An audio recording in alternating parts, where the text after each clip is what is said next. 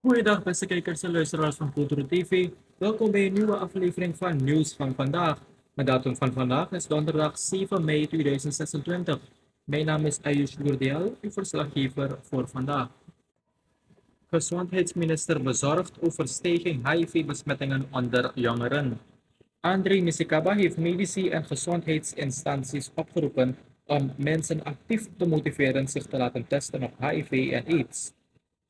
Volgens de minister is er recent sprake van een stijgende trend in het aantal besmettingen onder jongeren.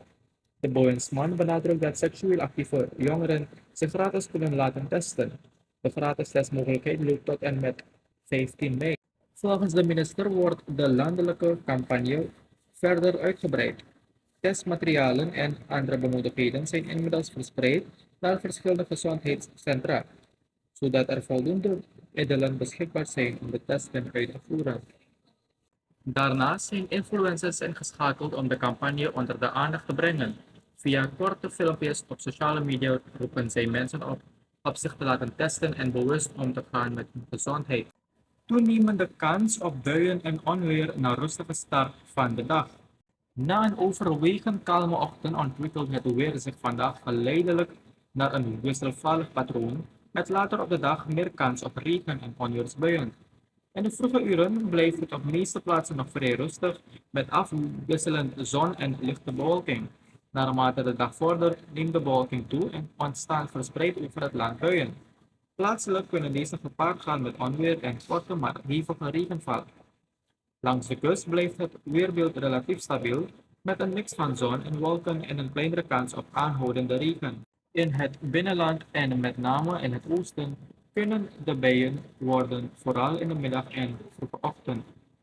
Ophef in parlement na afkeuring Surinaamse exportproducten door EU. Binnen 4 dagen zijn 2 Surinaamse exportproducten, rode pepers en kozenband, afgekeurd voor export naar de Europese Unie vanwege te hoge pesticidenresiduen. Dat zei Cheryl Dijksteel in het parlement. Volgens Dijksteel gaat het om meerdere ladingen van de producten die door de Europese Unie zijn afgewezen. In de partijen werden volgens haar hoge concentraties bestrijdingsmiddelen aangetroffen. De parlementariër noemde de situatie zorgwekkend en stelde dat het probleem niet nieuw is. Dit is geen incident, maar een duidelijke signaal dat ons voedingsveiligheidssysteem niet goed functioneert, zei zij.